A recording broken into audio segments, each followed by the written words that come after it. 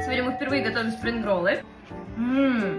Получилось очень вкусно, поэтому и у вас обязательно получится, досмотрите до конца. Погнали. Первым делом нужно будет замочить рисовую бумагу в воде. Так, опускаем, пока оставляем, буквально на пару минут туда же. Плед подстелим.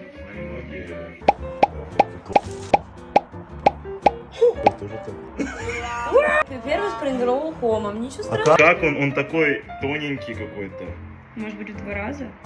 Да нет, он даже не выдержал креветку. Переворачивай. О! Та-дам! Так, ну куда его? Как хорошо завернул. Вот.